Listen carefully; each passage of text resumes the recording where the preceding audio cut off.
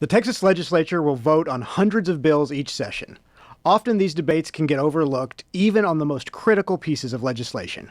That's why we've asked legislators to come to TPPF to talk about their bills and make sure you stay on top of the most important issues making their way through the Capitol. This is the layout.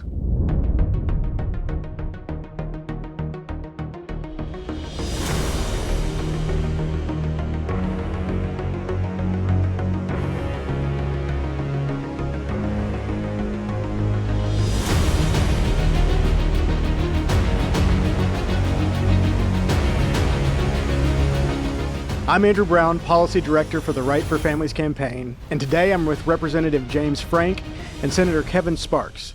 Senator, thank you for being with us today. Pleasure.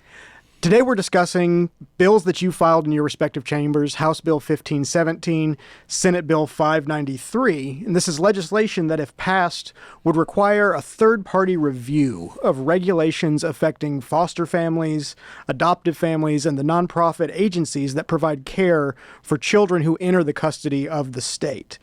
Representative Frank, I want to start with you. Tell us about what sparked this debate and what problem you're trying to solve with this bill. Well, as a former foster parent and really as chair of the Human Services Committee, we're just trying to get better homes for foster kids. And honestly, some of the regulations obviously do a great job of protecting kids, but some of them just do a great job of making sure that people don't continue to be foster parents. And so we're just trying to make it, I say not really easier. We're just trying to make the regulations more intelligent around them, that we are not excluding people that would be great homes, but yet we're still catching all the ones that make sure kids stay safe. Right. Yeah, as we've been talking about it, a thing that keeps coming up is this idea of simplifying and streamlining, making it more predictable. Right. Well, and honestly, we want foster parents able to spend time with the kids. You know, these kids are high needs kids in really difficult situations and very much a transition time in their lives. We want them spending time with kids. We don't want them just spending time filling out forms, reporting back to the state. We need some of that, but we need to streamline them. And it's been, this is something the agency can do and should do, but frankly, when it tends to be in a state of emergency, they don't do. And so this will give them an opportunity, if you will, to look at a lot of great ideas and then respond to those. Well, Senator Sparks, I want to get to the how with you. This seems like a big lift. I think I read that there's maybe over 900 pages of regulations that are affecting foster and adoptive families in this state. Tell us how the bill works. How do you all crack this nut through this legislation? Well, as you brought up, this appears to be, and I'm new to the game, been involved from the advocacy side locally for a number of years, but I'm new to the Senate. So, but what it appears is these regulations have been built up over a number of years, just kind of layered on. It's kind of typically how government works. A lot of great ideas. Yeah, not bad ideas, but at the same time, as Representative Frank was saying, it's a matter of coming up with the things that are really applicable for the needs of these kids and not burdening potential foster care with things that really don't keep them safe. Mm-hmm. And so you're accomplishing this through a study or an external review, is that correct? That's correct. It'd be a third-party review. Okay. And basically then it goes back to the agency to actually discuss and determine exactly how they change that process. All right. Yeah, so basically the agency will either agree that that's something they need to fix and have an implementation plan, and they have 90 days to do it, or they can explain why they don't think. It doesn't force the agency to do anything. It does force them to address basically any recommendations or ideas. And it's very difficult to get an agency to do something it doesn't want to do. Right. But we can at least make them address. And honestly, I think in most cases the agency wants to do good.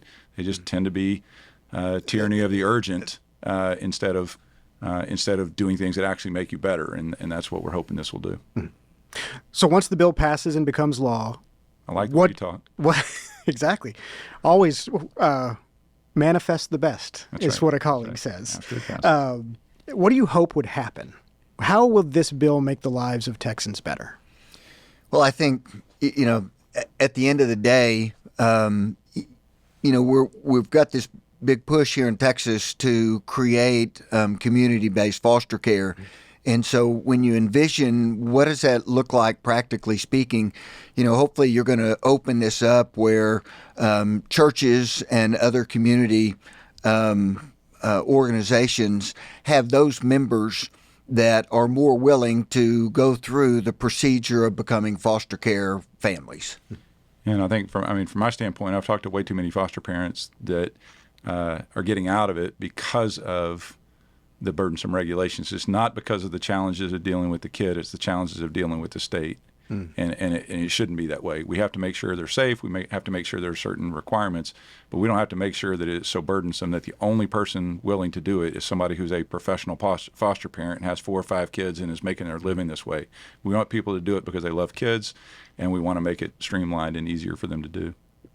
How would you answer an objection that says this is an attempt to deregulate the foster care system and could put kids at greater risk of harm?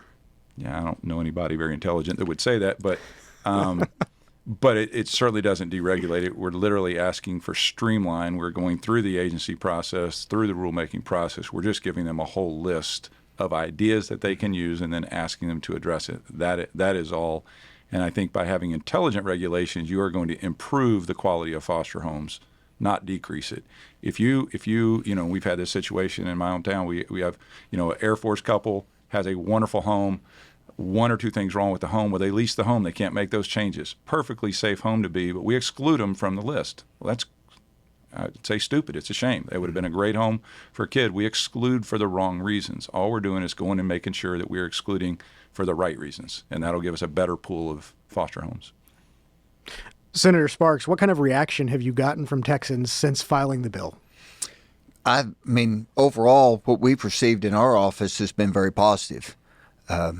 And now, I come from a very rural district, and I think by and large, our communities have embraced this idea of our communities are the ones that are charged with the care of these kids. And so they understand that in order to do that, we've got to reduce the regulations so that we can attract more foster care families.